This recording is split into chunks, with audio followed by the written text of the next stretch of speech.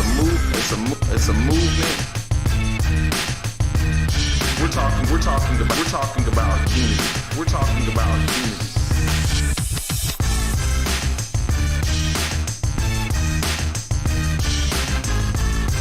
So we're aimed to taking down the system of race by educating, enlightening, informing, and positively debating with those who have counterviews.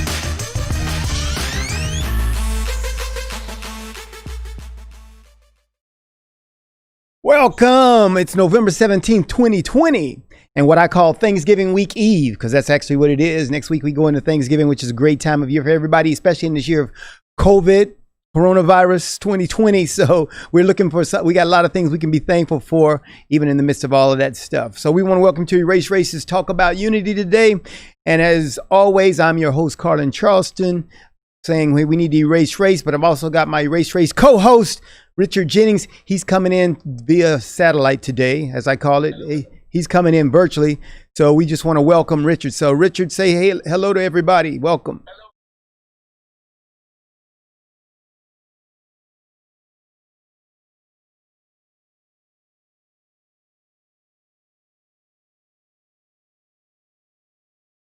Hold on, Richard, we need to go ahead and put your connect. Can you connect there via audio? I think we're missing out on your audio because all they're hearing is silence on my end. So I think we need your audio. So if you could go and reconfigure that while I'm doing the intro here and talking about that, because we got to get Richard in.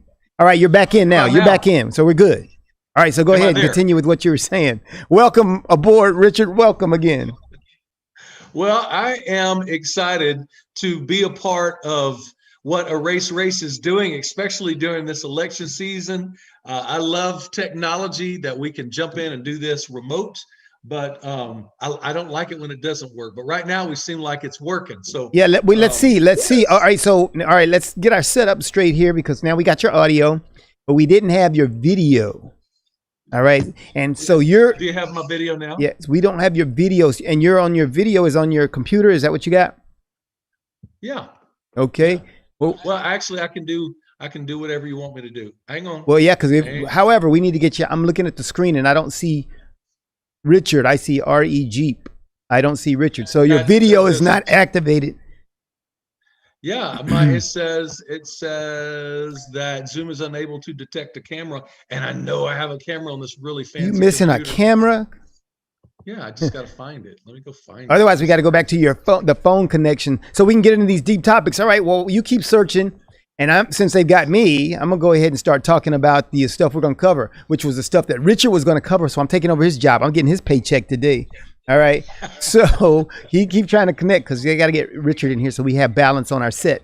All right. But hey, what Richard was going to tell you all is that in our discussions today, and I'm going to need Richard to come back in so he can start talking about this stuff. But we're going to cover some election stuff, a lot of stuff happening with the election thing, the results or not results, and the elects and not elects, and the lawsuits and all that stuff that's happening.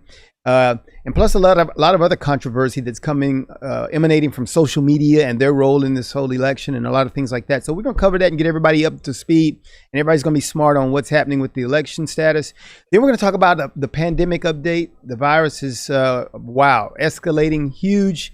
But what that really means, we got to put that in context once again, and this is part of the unity talk. We got to talk about putting everything in context so we know how to dialogue about these things. So we're going to work on that too. And then at the end of our broadcast, in the final segment, we're really going to talk about the thing that's most important in our country right now, and that is civility. How do we get to civility? How can we start dialoguing with each other like we're humans and we can love and care about each other? So all those things we're going to cover today, and that's the stuff that Richard was going to talk about. But I really wanted Richard in to talk about, the stuff that he's experienced in the last week, what he's come from. Because remember, last week Richard returned from having had COVID, and he gave us an update on that. And so he's got a unique insight as we begin talking about the pandemic stuff, because he's been there and done that. And so we're going to try to get to that as soon as we get Richard's video in, because it's not as good to just have Richard's audio, which we got his audio, but we need his video. So Richard, we might have to go back to what you were doing before, and so cancel out the computer, go back to doing it the other way before, and then I have to walk you through the scripts, and she won't have that. So, and we can make it all work. All right. So. Okay. All right, so let's try that because I need video so we can get Richard in. I feel alone without Richard being here. I don't have video. I'm feeling alone. All right. All right, but in the meantime, I've got some stuff that I want to talk about. The first thing is where I was in Florida this past week, and so I've got some graphics I'm going to put on screen, but I'm not going to do them yet. I'll cue you on that, Vince. All right, so coming up, I want to tell you, I was in Florida, had a great time, and I was shocked because I thought that Florida was wide open because I remember their governor having a lot of issues because they were saying that he's simply just doing this to support Trump because he had opened up the state without any restrictions. So my wife and I are driving, and we're driving in Florida. We got in this rental car. We're driving, and we're like, "Hey, let's stop at McDonald's. Wife needs to go use the restroom, whatever." They're closed. We say, "Well, let's go to this fast food." They're all closed. We're like, "Wait, we thought this place was open, but the places were closed." And so we didn't know what was up, and we had to go to a convenience store type gas station in order to find an open place to use the restroom. So everybody's not open. So, and I think, I'm not sure, I asked some friends, they said it's kind of always been that way, that the governor left it up to the individual franchises, restaurants, businesses to determine if they were going to open up. And so they were not open. And so what happened was then we just basically started having to navigate, because we drove a few hours after we got our rental car and drove a few hours in Florida and had to navigate that, knowing that some places were open, some weren't. So everybody's not like Texas, you know. In Texas, yeah, you stop at any McDonald's, you can go in and order your Big Mac and you can sit down in a socially distanced area and eat it, actually. So that's a little bit different, all right? So that's cool. But hey, I was in Florida because I had a friend and I wanted to give him a shout out this morning on the show. He did 29 years in the Marine Corps. And it'd be great to have Oscar here. Oscar's got a brother who's a retired Marine, so it's big retired Marine fest here because I'm a retired Marine. So he was a retired Marine. His name was Curtis Carlin. You know, his last name same as my first name. He was out there in Florida, and our family grew up with their family and everything. So we're really cool. And so I wanted to send him a shout out. So I've got a graphic. If you could put that graphic up, graphic 1. It's got a picture there of Curtis, and we had a great time out at this place this weekend in Florida. You can see there, he's a very well decorated Marine. He's there showing there with his wife and everything. So we had a great time out there, and wife and I just enjoyed. We were out there until just yesterday, and we flew back into Texas. And so we're glad to be here. So while we were out there, we celebrate the Marine Corps birthday ball because, of course, 245 years Marine Corps. We talked about that on last week's show, right? You know, following that was Veterans Day. And so it was big military week, but we went down there. We did a cruise where we did the birthday ball ceremony. So everything was just really plush, really nice. And it was a great time. And so I was rushing to get back because I had to be here today to make sure that we could do our talk about unity, and I could make sure I had my boy Richard in. And so now we've got him via video, and so we're ready to go. So Richard, go ahead and give him a shout out saying good morning and everything.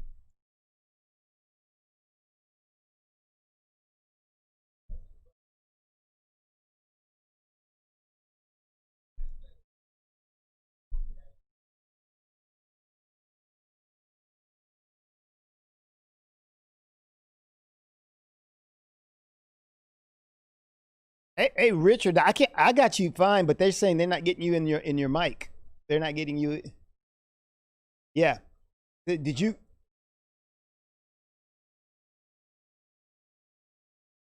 Your Zoom mic.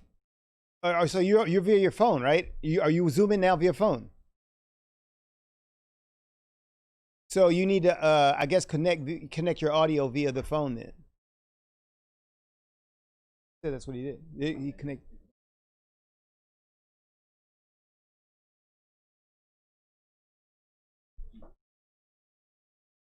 Oh, okay. Okay. So how is it? Let me hear you talk. Let's see if technically how this sounds if I volume you up here and see how bad it might.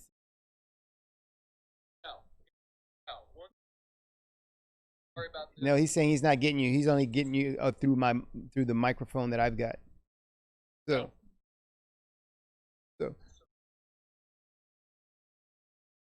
they're not hearing you, but I am.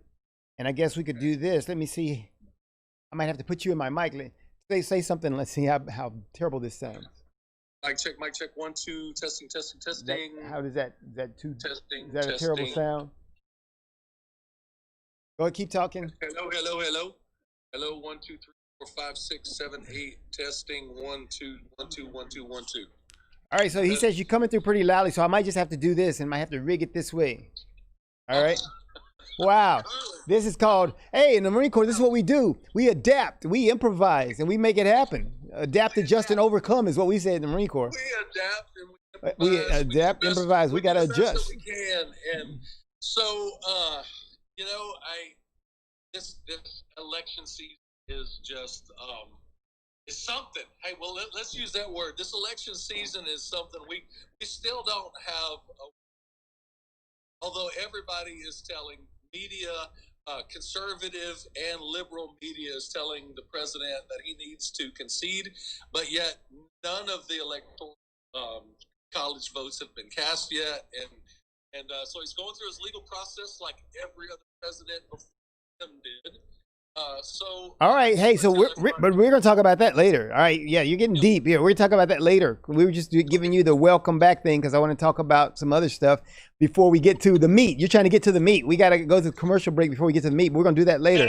All right, so okay, so let me get back. Let me back up a little bit. Back up. I'm healthy, Rewind. I'm well. Everything's good. I tested negative for the corona and got on my test. Let everybody know. Still, a lot of people are scared they're just looking at me like I'm an alien. But I got all my tests, got my antibodies.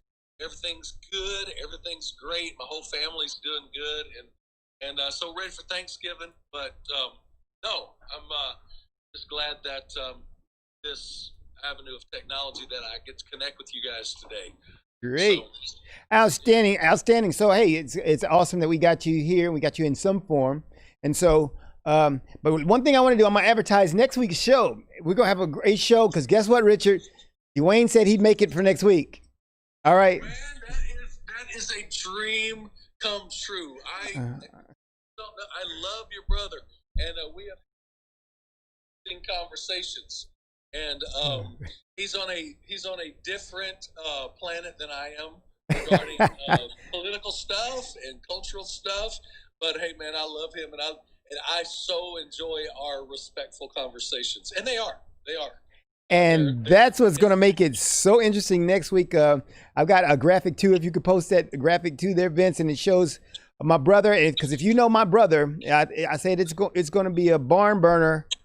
Whatever that means. It's going to be a barn burner because my brother and I, just kind of like Richard, we're usually on different ends of the spectrum. And my brother and I have always been like that. And we have some really good dialogue, but we're on different ends of the spectrum on pretty much everything. You know, if we ever unite on anything, we always win because we're so passionate, both of us, in our various directions. And so it'll be interesting to have him on. He's former judge and I just say my lifelong antagonist. But it's going to be good, though. It's going to be good. So make sure you join us next week. I'm advertising to make sure that everybody understands he'll be on Talk About Unity next week. So we're going to go to a commercial break. And after commercial break, then, Richard, we're going to get to the meat of what we're doing today. So get ready for that. We'll be back with you right after this break.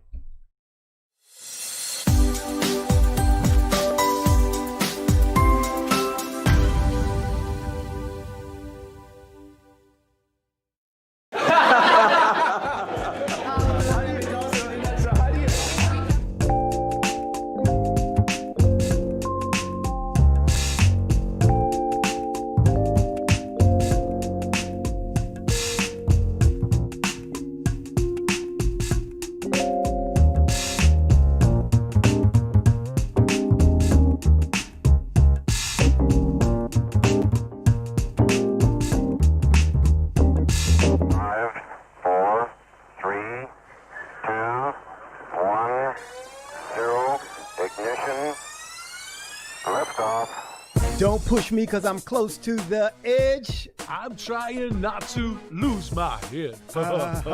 Hey, this is the Talk About Unity show where I bring the talk. And I bring the unity. And together we talk about unity. Unity is what matters. Come on. And right now in our country, that's what we've got to do. So we do that here at Talk About Unity on the Edge Radio Network. Be with us every week. It's going to be awesome. It always is. And I tell you what, the more we seek first to understand, then be understood, we make progress.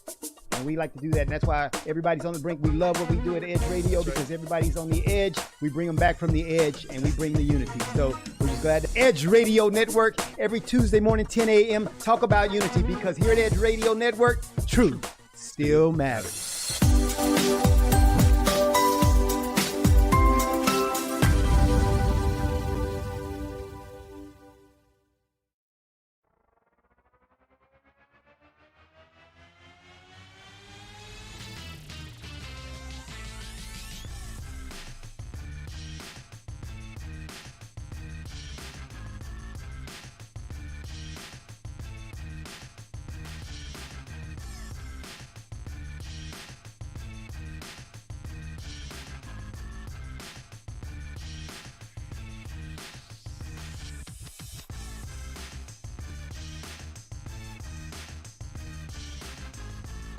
And we're back here at E.R.A.S.E and talk about unity.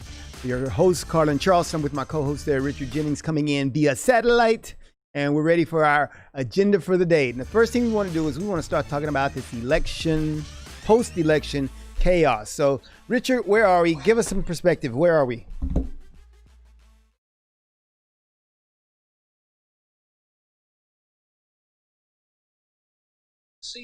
And there's people that are on both sides of this spectrum and perspective. The bottom line is he's doing what every other president before him has done, that if there is a legal path for him to win the election, he's choosing that. Just making sure that this is his statement, that all the legal votes cast and all of the are not counted. So people could at so many different ways. Bottom line is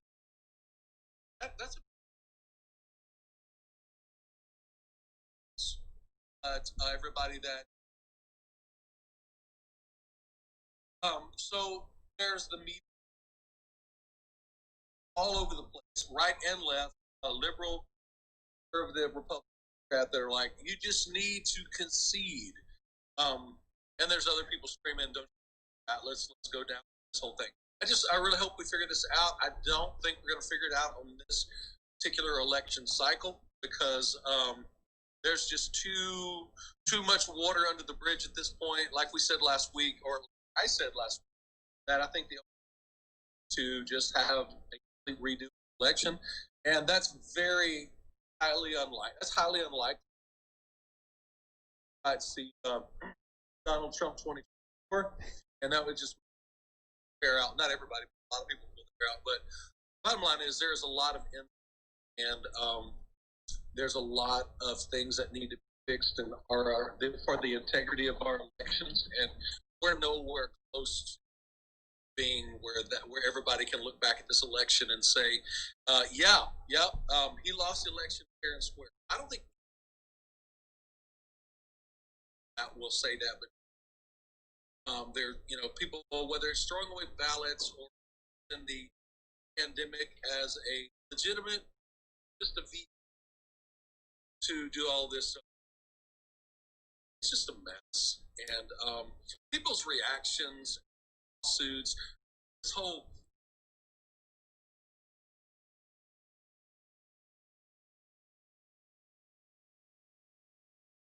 changing votes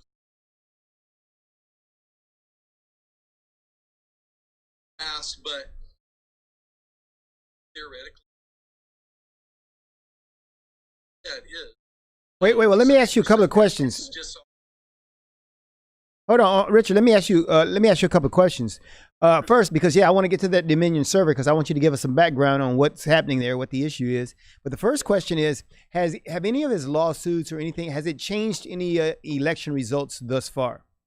Yeah, there's some stuff in Georgia and some other states where I think the thing like a member that had some election that had the election data on it voted that was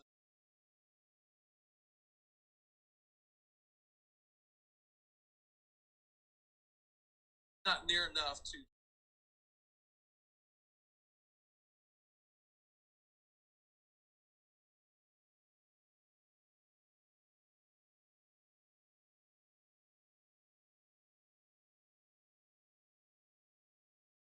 they filed that, and it was relating to that the observers, the conservative or Republican observers, were not able to observe. Watching they were poll watchers basically, Right. Mm-hmm. and they could not their job as a. But in other counties, I don't know. It's just an absolute fighting.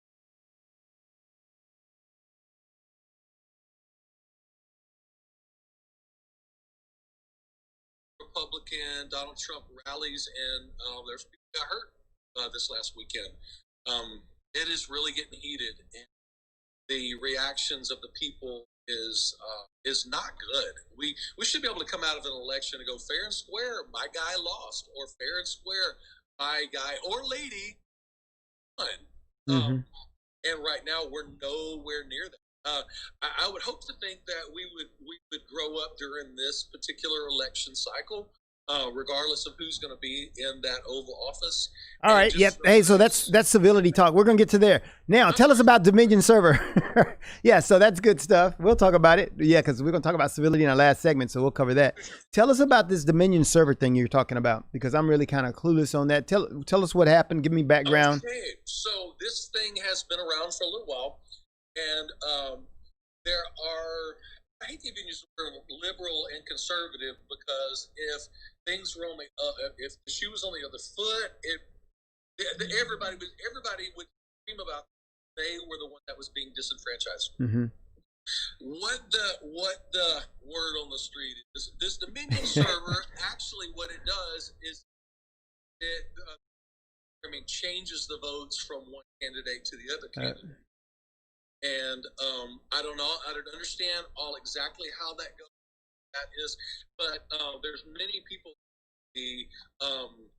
on the Democratic side that says this is just came out of Donald Trump's ear, right? Like just smoke that came out of his. Just made it up. Like he just made this whole Dominion Server up. But there's some people in high level places that have popped up on different conservative news channels and news feeds, and they're like, no, this is serious. This is real. And of course, we're not in those, and we don't know exactly what's true. But this Dominion Server thing is getting some traction and really causing a lot of people to get messed up over this thing. But basically, in a nutshell, the Dominion Server being stated that has the background change votes from one candidate to the other in a way where it's really hard to detect. So the Dominion Server, where was that a server that was used throughout states, or was that in a particular place or location? What is the Dominion Server? The server was in Germany, and they, the last feed that I saw was that our government actually has in possession. They have this Dominion Server, right? How much of that is actually true? I don't know. I mean, we're hearing these things, and we don't see it on mainstream media, and so it's really hard to say is it true? Is it not true? But everywhere you look in social media right now, we see conversations about this Dominion Server, which is cause the hair on the back of your neck to stand up. I mean, if somebody can create a computer program to switch votes undetected, I mean, the integrity of not just a presidential election, but every election is in jeopardy. I believe it was in Georgia today that there were so many discrepancies relating to the election and there was another person like in a office in their state that they are going to redo for that particular candidate, but not the presidential election. And so now President Trump is wanting to throw it out and just do a redo for that particular state. And all this started at the same time Dominion Server. So I don't know if Dominion was actually a part of that particular thing, but it's definitely getting a lot of scrutiny and a lot of media attention. We should see a lot about that again today. I just really hope they can put this to bed, because if we don't have confidence in the integrity of our election, regardless of what side of the aisle you're on, this is one of those contentious things that could really cause some serious issues in our country. Yeah. I don't want to throw all that out. You understand what I'm saying? This could really be a big. We don't get this figured out. Yeah, and we talked about that last week. We talked about the significance of making sure the process is legitimate. Because if the process is not legitimate, then that means our leaders will no longer be legitimate. And if we don't have legitimate leadership, then there'll always be these challenges to that leadership. And we'll end up like one of what we call the banana republics. I mean, we'll be a place where people don't really respect authority, the authority that's in charge. And we'll be a country where you talk about a coup happening every week or something. And that's terrible and that's all because one of the things that we've always had in our republic here was that we had a bona fide, secure process of establishing leadership, and that process, once that comes under question, then that's terrible for any society. So there's some effort that needs to be expended to legitimize the election so that the people can understand, yes, you in fact do have a legitimate leader and not just someone that was arbitrarily put there through scheming and the things that seemed that could be at play here. Because you've got to have a process at least that's good enough in its follow-up that can validate when you do have these things happening. They need to be able to specifically identify these things did happen. If there's any essence that the Dominion server thing was true, they need to flush that out, get it clear, present it to the American people, because the American people, one thing that we need to have is that sense of security and truth. Because otherwise, I mean, we can in this day and age. I noticed that Zuckerberg and Dorsey are once again summoned to go to Washington D.C. and appear before some Senate committee. And that's the other thing about this: the role social media has played. This thing is very uncomfortable for many Americans. And I'm not just talking about just Republicans because they feel like they've lost. I'm saying a lot of Democrats know that this could come back to haunt them, just as they complained about what happened when they were considering whether or not there was Russian collusion and things like that. These are things that have to get fixed. And I don't think we fixed them, because we've been talking about this before when Obama was still president, before 2016 election.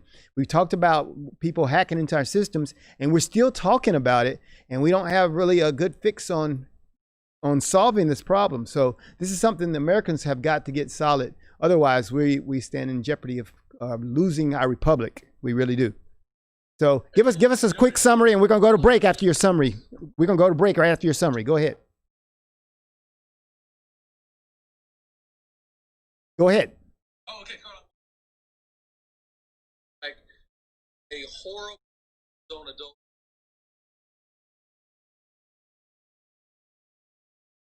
The media or social media, that we're just kind of jockeying over position, and who has the most leverage and who has the most power just pushes the other person off the hill, and we never really make any progress as a country or culture. And it's just a dangerous, slippery slope that we're in right now. And we need to act like adults and men and women of character, regardless of what side of the aisle we're on. Because this is we're in a dangerous territory at this point. Yeah, and I think we'll cover that again too once we get to when we start talking about solutions, when we start talking about civility, because civility, as we all talk about in our third segment, is not just so we can get along. It's because we got to come up with solutions for problems like this. We talked last week about the two gazelles out in the pasture, and I don't know if that part got in the script, but the two gazelles were out in the pasture and they're fighting each other, and the lion is in the background, and you see him coming. Kind of what's happening in America. We're busy fighting each other, and there's a lion coming to take us all down if we're not careful. So we got to be careful about that. All right. So, hey, what we're going to do is, Richard, we're going to take a break, and we're going to come back, and we're going to talk pandemic. All right. We're going to talk pandemic before we get to our civility talk. We're going to talk pandemic. So we'll be back right after this. Talk about unity. Pandemic's happening.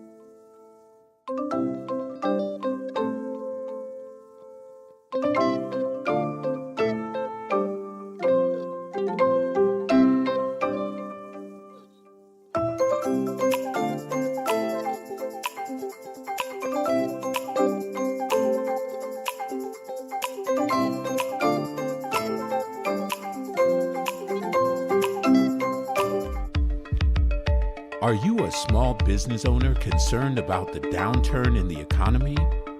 Top business leaders like Mattress Mac and Warren Buffett will tell you that now is the time to promote your business more than ever. People need your services. Your business needs an edge. Learn about special advertising packages for small businesses right here on Edge Radio. Find out more, give us a call at 281-744-0446. That's 281-744-0446. Edge, because truth still matters.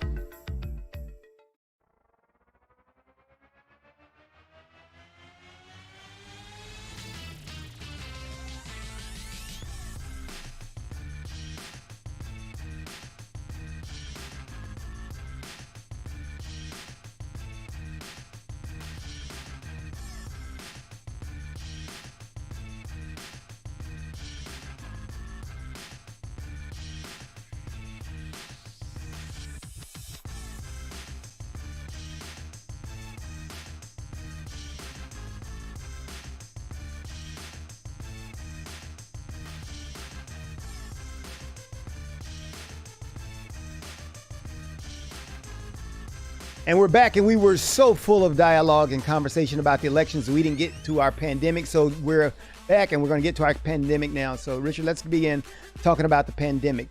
I got some graphics that I want to show. I want to display some graphics that I got off of Bloomberg. So if you could put up graphic 3, and it shows the surge in daily cases. And if you look at what's happening there, you can see that we've got spikes, and the spikes that have happened over the last 15, if you look there, 10, 15 days has been phenomenal.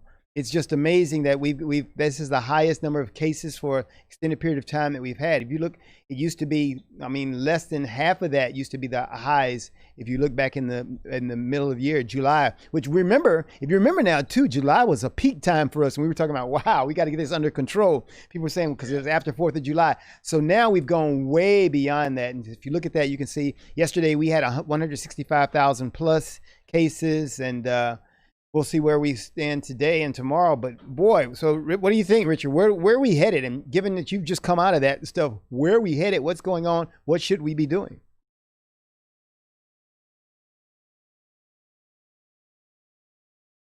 We're living through this together, and they're seeing that protocols to help people survive it. So the survival rate is going up. The cases are, I think some people like, it's really not that bad. Just a headache, and I lose my appetite and my smell for a little bit, and a little bit of a cough, and so they see their neighbor, their friend, their relative recover quickly, and so all of a sudden they aren't really as cautious as they need to be, and maybe even some organizations are laxing on their requirements to. So they don't mind getting it, huh? So they don't mind getting it, is what you're saying? Yeah, because everybody else around them is recovering so quickly. My situation, 2.5 weeks, and I just had a really bad headache and was tired. And the recovery was really good. But, my thing is I took it very serious and had the medical community involved in my situation, was proactive with my meds, and just did everything I was supposed to do. And I don't want anybody to misread that. The headache was bad, but if I had not having pneumonia 6 times in the past, I can't imagine how bad it could have gotten had I not done that. Mm-hmm. And so I think some of this is being misinterpreted as that corona is really not that bad. So for some people, young people, they recover quickly, but for those that are older or that are compromised or have previous issues, it goes bad really fast. We've in our community, we've lost a few people, and just tragic because they were, although older in age, were the picture perfect vision of health, and then now they're not with us anymore. So we really do have to take it serious. And the vaccines are coming, and some people don't want them. Others are like, what, I'm going to survive it. As a country, just the American community, we're going to have to navigate through this and really learn how to prefer each other. hopefully some of these medicines, whether like the president says now, whether it's a vaccine or other medicines and medical protocols, we're going to figure this out. But as you can see with the daily cases, we're nowhere near out of the woods on this thing. I'm glad to see that the deaths are down, meaning that our medical community is figuring some things out.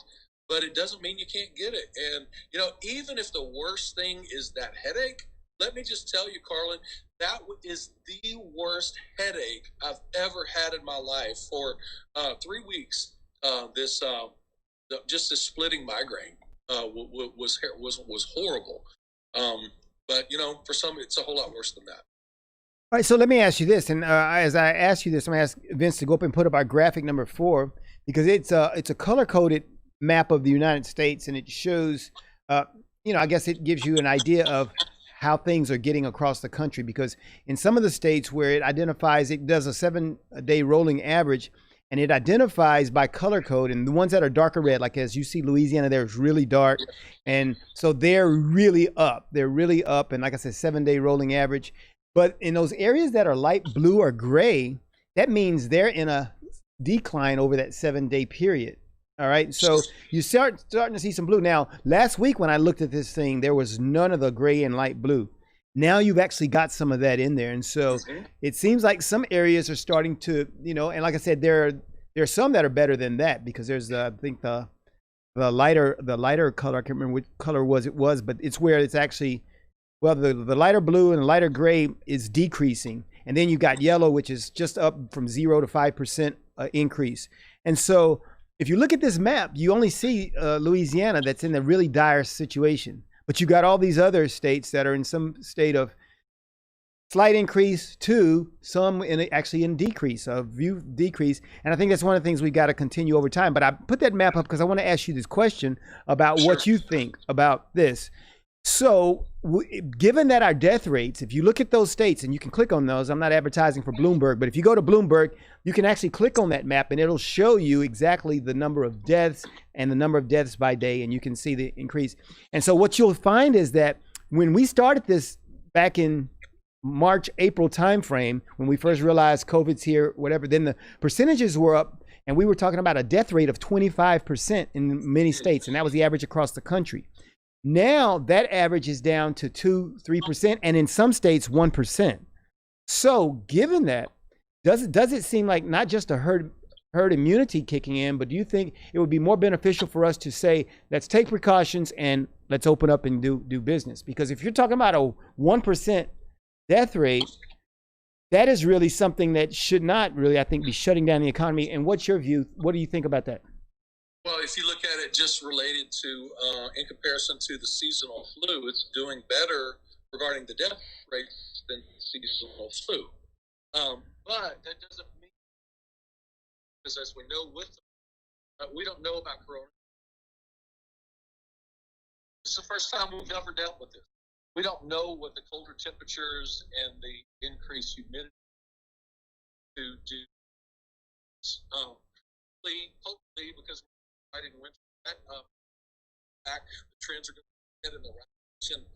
But here's a good example. Louisiana, if you look at those statistics, increase of 71%. Something that directly, I think, attributes to those numbers is Louisiana has been hammered with the hurricane season. Yeah. I mean, it's like one storm after another. So good point. It's people being displaced out of their homes or directly impacted, that takes a toll on a person's immune system. I mean, if you're not at home in your bed, resting in your house in a comfortable environment, then your lack of sleep, that takes a toll on your body with its inability to rest, and probably is a contributing factor to those numbers going up. But if you look at the surrounding states around Louisiana, Arkansas is up, and of course Oklahoma, but Texas and Mississippi, Alabama, Georgia, and Florida, all those numbers are looking pretty good. The good thing is we've learned how, as a country, how to shift resources, and I can't imagine Texas and the surrounding states not coming to their aid if they don't get this under control rather quickly.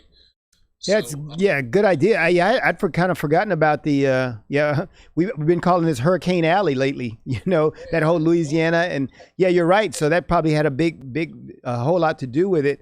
Hey, but the other thing, let's talk about vaccines. What about you know? I feel like we're a natural nation. We're taking away Oscar's time here. This feels like natural nation. What about vaccines, and what do we have coming in the way of vaccines?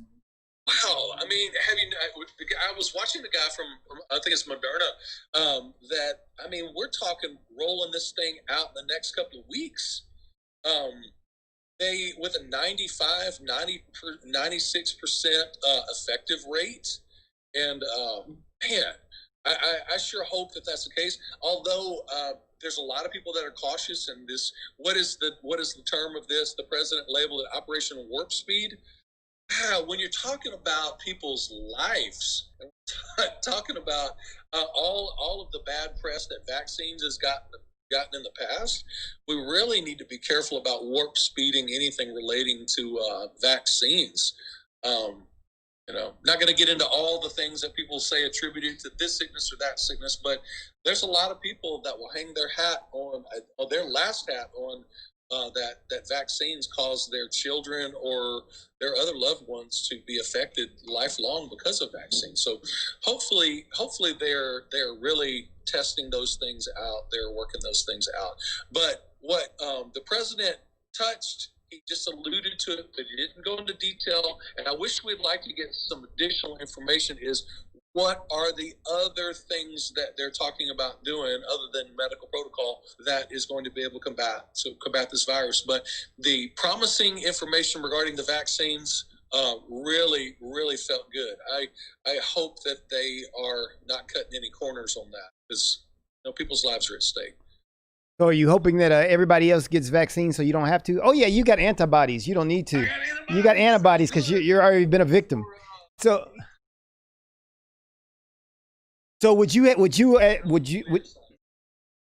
recommend people getting vaccines? Because Vice President-elect said that she would not, if it came out during Trump's administration, she would not get a vaccine. She would not take it. Trump's vaccine is deadly, but Biden's got a good vaccine, but Trump's no. What do you think? I think that's a little irresponsible. I mean, yeah. Well, yeah. When you're sending a message, it's not even Trump. What is Trump in the lab creating? You see, Trump's in the lab. He's got on his white jacket. You know, his hair's all over his head, like creating a vaccine. He's not doing it. I don't care who's getting credit for advancements in medicine regarding corona, whether it's a vaccine or a aspirin. But it works. Come on, I don't care who gets credit for it. This whole politicians especially, but everybody just needs to move up, especially during this election cycle. And let's just stop.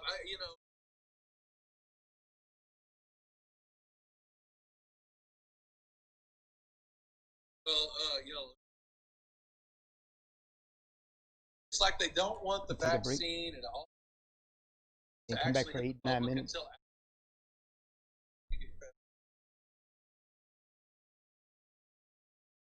If it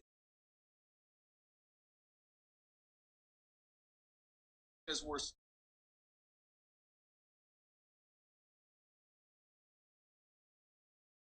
Let's not do it as a politics. You're right. That's just wrong. This is wrong. Good. Good word. If you later,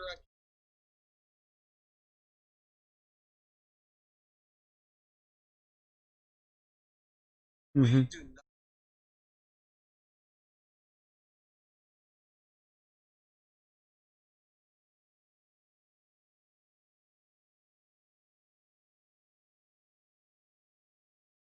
They're trying to win some with their constituents or their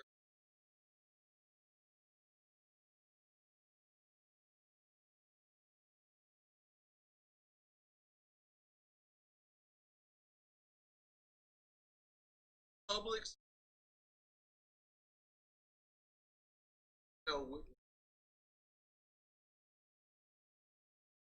Act like some things done. Hey, 4 years. Remember in Oh, we had pretty much any teacher, the male, female, they all did back in our day. We're old, Richard. Remember, most people don't understand that, but everybody could. From the principal on down to the teachers, everybody could, yeah. But that's not. Now, my wife's an attorney for a law firm who represents schools, and so that's not politically correct. So we can't say that. All right, we're gonna say it when we come back, Richard. We can't stop. We're gonna, all right, we're gonna talk about it in our last segment because we're gonna run out of time. We're gonna take a break, come back for our last segment on civility. We can cover that under civility. We'll be right back on Talk About Unity. All right.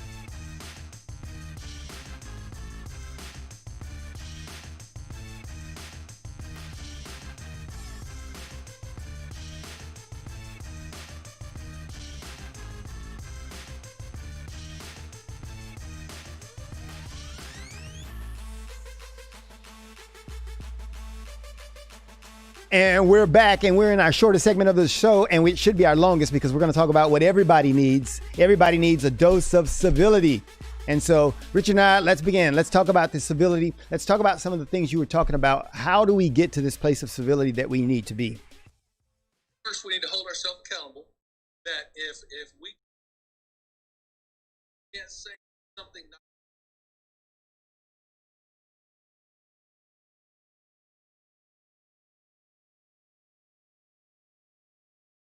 season those words, grace, and make conversation for someone to agree, disagree, and move. And don't be afraid of the conversations.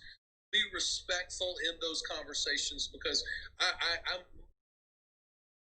and the more election cycles go, the less I have confidence that the people in Washington or Austin or any other state capital are actually going to figure this out without the help of the citizens holding them accountable. I believe 2020, 2021 is going to be ability where government is being held accountable, but also the citizens step up to the plate and say, you know what, I own part of the reason why my life, our community, and our country is the way it is, and that we really need to hold ourselves accountable in the way that we act and react, but then take that next step and not be lazy politically, and whether it's make the drive to Austin, Washington, or pick up the phone, or give an email, and don't last thing, everybody you vote. So build some sense of accountability and support, if at all possible, something to them for their service, but then dig into the reason for your call or. All right. So you're saying that, okay, so that's what normal people do. But what about people who have a bully pulpit, such as you were talking about? You were telling me the story about Whoopi Goldberg. What about people in that form? They've got public audiences, and they're creating an atmosphere in our country. So tell us, how do we deal with that? And tell us about Whoopi. What did she do? The first thing people do is not just take the bait of offense and just run into what really just morphed into a big mess is the cancel culture. Don't just go try to cancel somebody, like calling the sponsors of the show and just, hey, throw her off the air and things like that. No, there needs to be some people that disagree with Whoopi off air, off camera, and begin to have these conversations. Is like, do you know half of the country supports Donald J. Trump, and you're losing half of your audience. And I remember a time when Whoopi, her man, everything I just liked her as a person, but man, she is just her heart has just gotten so hard over these last few years, and I want to win with everybody. I want to rescue everybody. You know what? Whether it's Donald's out now, and back 4 years later, or he never steps into politics again.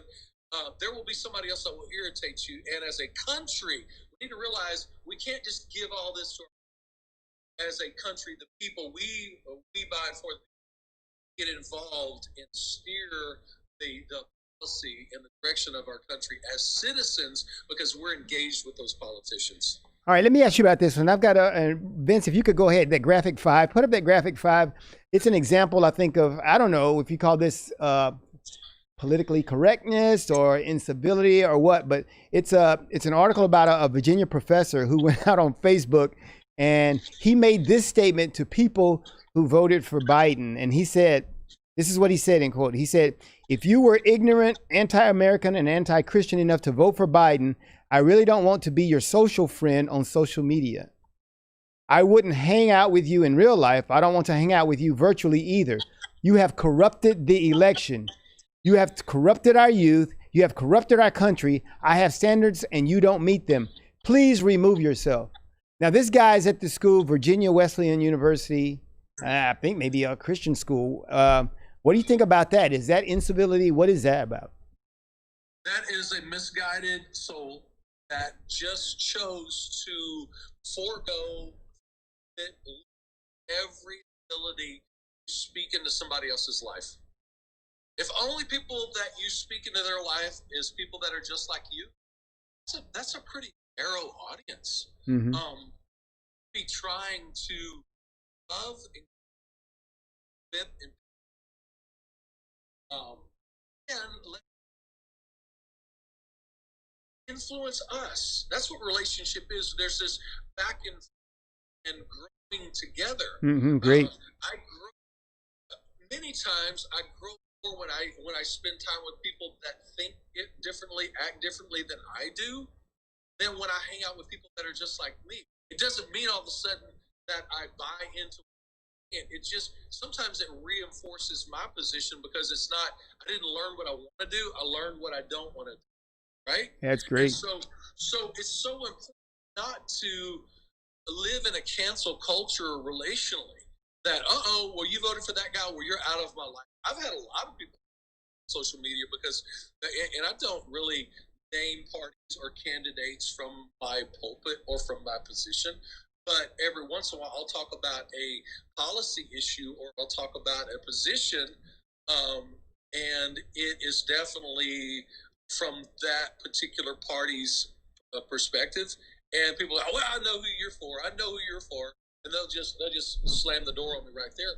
And what's amazing is there will be, whether it's when I was the chairman of the board chamber or just involved in city council issues that was connected. You're a pastor. You're a moral leader in our town. And my whole thing is, how is it affecting really benefit? Just forget about how affect people in a negative way. That doesn't mean how they're being affected is because they're wrong or bad or anything like that. But if we see people being disenfranchised or hurt, and there's a way that we can help them, and we don't necessarily win or lose, but we can help people. Why don't we want to help people? And we really need to increase this conversation with each other. But I want to say it again real quick. We really need to get better about not being lazy politically and culturally and as a community. And we really need to grow together and stop lobbing these bombs across social media and canceling each other out, because all right, Richard, time for your sermon's up, man. Your sermon's up. Good. We can learn from each other. Good. Really good stuff. All right, and so good input, and really, we'll have more time next week to talk more about civility because we need that every week. All right, so we're gonna have to have a segment about that every week. Especially next week. Oh, we got Dwayne on. All right, so glad to have you on Talk About Unity. I want to close with Carlin's 3 points of civility. Let's talk it out. Let's walk it out. And let's love without limits. All right, that's our show here today on Talk About Unity. We're out.